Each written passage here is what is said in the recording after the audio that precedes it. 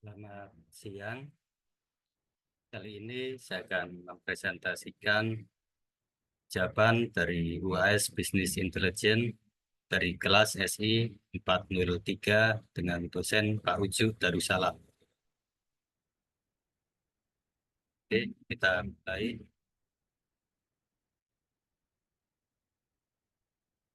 Judul paper yang saya gunakan yaitu penerapan bisnis intelijen pada industri perbankan, retail, dan pendidikan. Pertanyaan nomor 1, jelaskan latar belakang judul dari paper yang Anda pelajari. Dalam suatu perusahaan yang menggunakan data dalam jumlah yang sangat besar, diperlukan data mining dan bisnis intelijen yang dapat membantu para manajer dalam mengidentifikasi berbagai kelas dari pelanggan dan menghasilkan produk atau layanan yang sesuai dengan kebutuhan dari pelanggan tersebut dan atau penentuan strategi harga untuk menghasilkan manajemen penghasilan yang lebih baik. Ini disampaikan oleh Paripovic dan Turkovic pada tahun 2011. Kemudian pertanyaan nomor 2. Jelaskan permasalahan secara umum dan khusus terkait dengan topik paper. Permasalahan umum yaitu dalam era Big Data saat ini, suatu perusahaan mengelola data dalam jumlah yang sangat besar. Sedangkan manusia memiliki keterbatasan dalam mengelola data yang sangat besar tersebut. Ini disampaikan oleh Tuckman, McCormack, Valladares de Oliveira, dan Ladeira pada tahun 2010. Sedangkan untuk permasalahan khusus, dengan memahami karakteristik dan kebutuhan setiap segmen nasabah, maka pihak manajemen dapat mendesain bagaimana cara memasarkan harga kebijakan untuk setiap produk dan layanan sehingga dapat memberikan keuntungan yang maksimal. Hal ini disampaikan oleh Mawoli dan Abdul Salam pada tahun 2012. Sedangkan manusia memiliki keterbatasan dalam mengelola data yang sangat besar. Oke, pertanyaan nomor 3.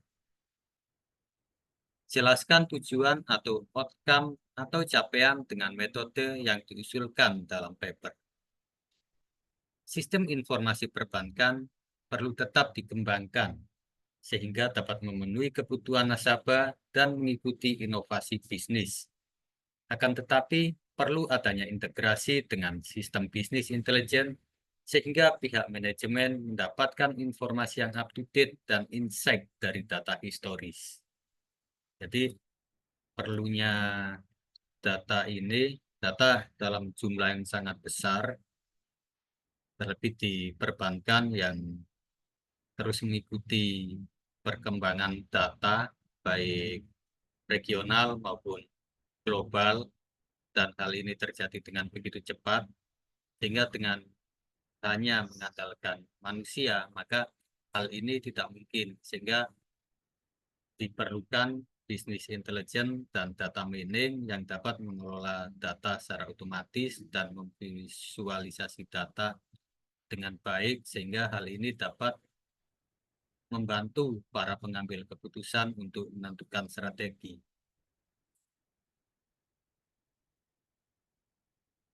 4. Jelaskan state of the art atau landasan metode-metode existing yang terkait dalam menyelesaikan masalah. Di sini ada beberapa metode. Yang pertama dari Nadia Branon dalam Kurniawan et al. 2014.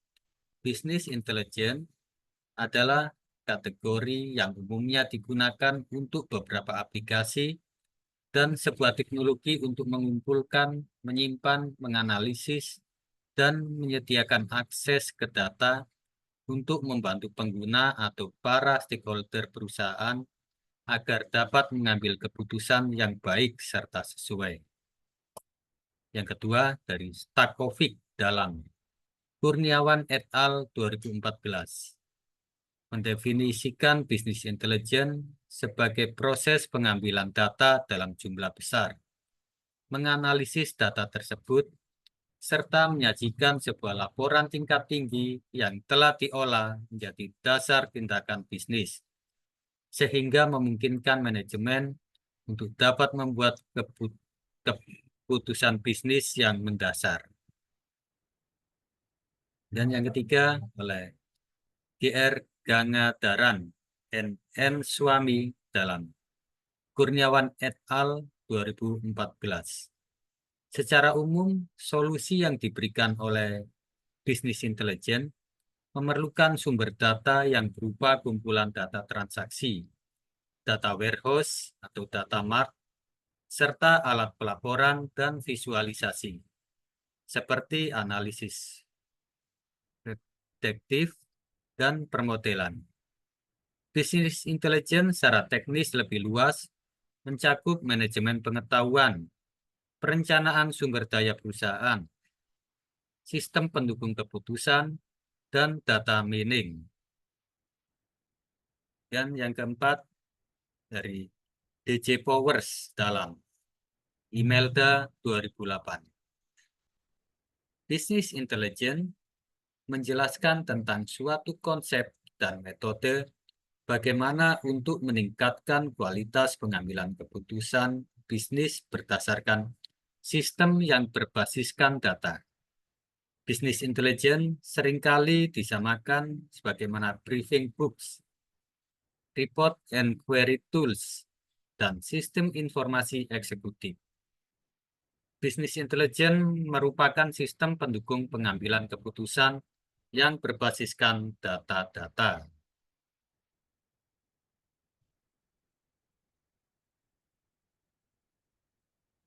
Kemudian yang kelima,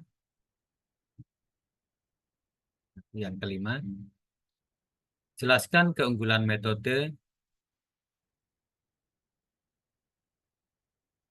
Jelaskan keunggulan metode yang diusulkan dalam paper untuk problem solving. Yang pertama, dengan adanya bisnis intelijen dan data mining, maka perusahaan mampu mengungkapkan beberapa hal berikut, yaitu posisi perusahaan dibandingkan dengan pesaingnya. Jadi melalui data mining dan juga dengan bisnis intelijen, kita dapat mengetahui keberadaan posisi perusahaan kita. Apakah kita leader, atau perusahaan kita setara dengan yang lain, atau bahkan di bawahnya. Hal ini penting untuk mengambil strategi berikutnya. Yang kedua, perubahan dalam perilaku pelanggan dan pola pengeluaran. Jadi, hal ini kita dapat mengetahui perilaku pelanggan dan pola pengeluaran mereka. Apa yang menjadi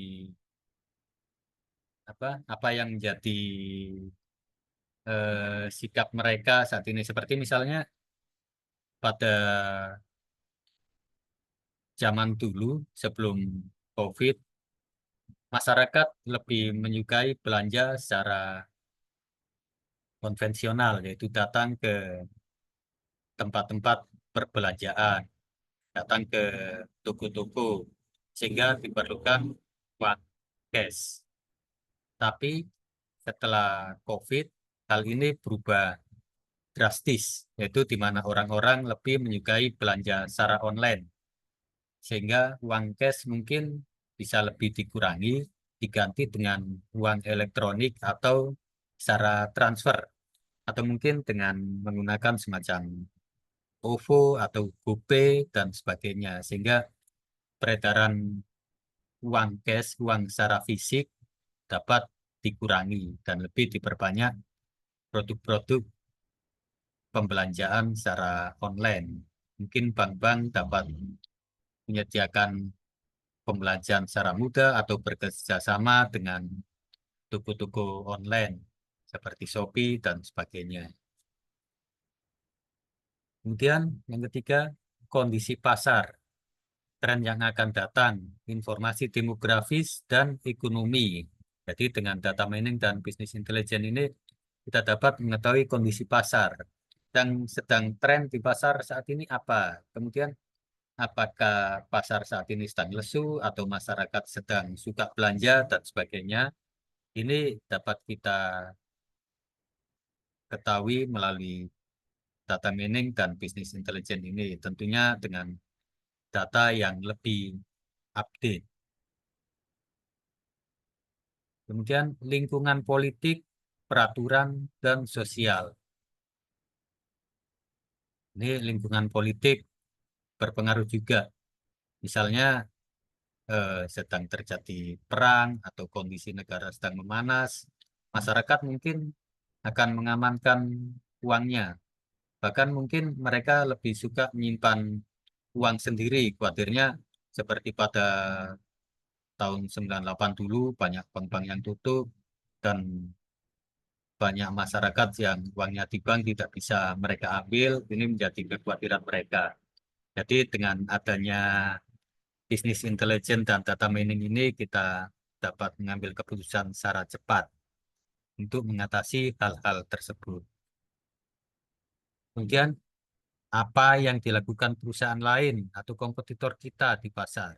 Dengan data yang kita dapatkan melalui data mining ini, kita dapat mengetahui apa yang sedang dilakukan oleh kompetitor kita, sehingga kita dapat mengantisipasinya. Kemudian juga kemampuan perusahaan kita, apakah kita sedang kuat untuk melakukan ekspansi atau kita sedang bertahan, kita dapat mengetahuinya melalui bisnis intelijen dan data mining. Kemudian nomor 6. Jelaskan cara kerja atau implementasi metode usulan dalam bentuk algoritma atau diagram sistem untuk menyelesaikan masalah. Berikut ini diagram sistem dari metode yang diusulkan. Yang pertama, operasional sistem. Kita ambil data legal, data finance maupun data HR. Kemudian kita olah di data acquisition ini, kita ekstrak, kita transformasi, kita load, dan kemudian kita simpan di data warehouse. Dari data warehouse ini,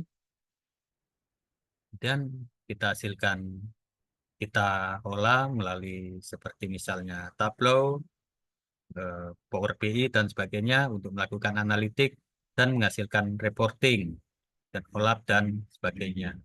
Dan ini juga eh, dilakukan metadata manajemen pada semua proses ini. Dan nomor 7, jelaskan hasil dari implementasi metode usulan dalam bentuk luaran sistem seperti grafik atau tabel, atau hasil simulasi atau hasil pengukuran yang disajikan dalam paper. Ini di bawah ini adalah tabel yang dihasilkan oleh bisnis intelijen. Di sini untuk tabel yang pertama ini adalah tabel aplikasi yang dimasukkan oleh para calon siswa untuk masuk sebuah universitas. Kemudian tabel yang kedua ini adalah tabel penawaran harga. Jadi kalau 100 sheet, untuk 100 sheet ini B2000-nya 3,75, B6 ribunya 3,75, dan seterusnya. Ini menggunakan Markovian time period. Jadi karena ketidakpastian masukan datanya, misalnya saat ini sekian, kemudian beberapa minggu tiba-tiba naik drastis, kemudian hari berikutnya turun drastis. Nah, karena ketidakpastian ini atau acak, secara acak ini, maka digunakan Markovian time period. Ini penjelasannya, lanjutan dari tabel tadi, lanjutan dari sini. Karena tidak cukup, saya masukkan ke sini. Jadi pada penelitian ini menggunakan model yang dinamis, yaitu Markovian periods, karena memiliki kemampuan untuk menangani permintaan yang datang secara acak. Tabel harga penawaran dapat digunakan sebagai referensi oleh staf admisi untuk menerima atau menolak aplikasi dari calon siswa. Tabel 1 menyediakan asumsi jumlah aplikasi yang diterima setiap minggu untuk 3 kategori selama 4 minggu. Jumlah aplikasi tersebut termasuk pelamar yang diterima dan ditolak. Jadi ini yang atas ini tabel 1. Kemudian tabel 2 menunjukkan tabel harga penawaran untuk periode waktu dengan penambahan 4.000. Setiap pengumpulan 4.000 periode sekitar 3,3 hari. Ini tabel 2 penawaran harga. Ini kelipatan 4.000. Yang pertama 2.000, kemudian 6.000, 10.000, 14.000, dan seterusnya sampai dengan 30.000. Jadi kelipatan 4.000. Seperti dijelaskan di sini. Dengan menggunakan pendekatan di atas, pihak universitas dapat langsung mengambil keputusan terhadap semua pendaftaran siswa dan pada saat yang bersamaan dapat memaksimalkan proses penerimaan dengan menerima mahasiswa terbaik pada kapasitas yang ditawarkan. Kemudian nomor 8. Jelaskan hasil analisa data yang diperoleh dikaitkan dengan parameter-parameter yang digunakan sebagai indikator keberhasilan. Yang pertama, dengan adanya data mining dan bisnis intelijen, suatu perusahaan bank akan dapat dengan cepat secara update mengetahui perkembangan perusahaannya. Jadi baik bank maupun perusahaan-perusahaan lain dapat mengambil keputusan secara cepat. Seperti pada contoh tadi, kebetulan yang saya angkat di paper ini adalah bisnis intelijen pada bank, retail maupun pendidikan. Kemudian dari data yang tersaji dengan cepat, perusahaan akan dengan cepat pula menentukan kebijakan yang akan diambil. Kemudian visualisasi data yang baik akan lebih memberikan gambaran dari data yang disajikan. Jadi kalau kita melihat data ini secara visualisasinya baik, lengkap, dan kita mudah memahami, maka kita akan dapat mendapatkan gambaran secara lebih jelas. Dan hal ini berguna untuk pengambilan keputusan dan strategi selanjutnya. Kemudian nomor 9. Jelaskan kesimpulan yang diperoleh dari hasil penerapan metode usulan. Kebutuhan untuk memenuhi keinginan dari stakeholder yang makin kompleks pada industri perbankan, retail, dan pendidikan, memicu pihak manajemen pada industri tersebut untuk mengembangkan sistem informasi yang dapat menjawab kebutuhan tersebut. Untuk dapat menggunakan informasi yang diperoleh dari kegiatan bisnis melalui sistem informasi tersebut, maka perlu dikembangkan sistem bisnis intelijen. Sebagai tambahan untuk mengintegrasikan insight ke dalam data historis, sistem bisnis intelijen dapat memungkinkan pihak manajemen untuk mengantisipasi perilaku masa depan dari sistem dan memungkinkan permodelan perilaku pelanggan. Karakteristik dari aplikasi sistem bisnis intelijen untuk mendukung pengambilan keputusan yang berkualitas dan tepat waktu. Jadi ini kesimpulannya. Kemudian nomor 10. Menurut Anda, apakah ide selanjutnya untuk mengembangkan metode usulan dari paper? Ide boleh dalam bentuk pengembangan atau penerapan dalam hal lain atau integrasi dengan metode lain. Jelaskan ide Anda dalam menerapkan atau mengembangkan untuk menyelesaikan masalah.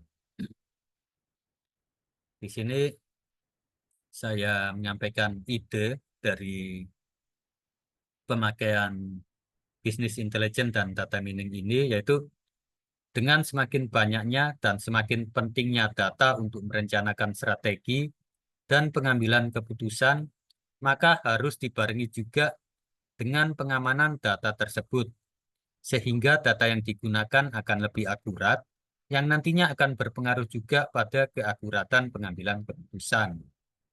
Untuk pengamanan data tersebut, maka diperlukan juga filterisasi data dan cleaning data, sehingga data yang tidak seharusnya tersaji tidak mempengaruhi hasil pengolahan data yang disajikan. Selain itu juga diperlukan tim cybersecurity sehingga data tetap aman dan kerahasiaan data terjaga.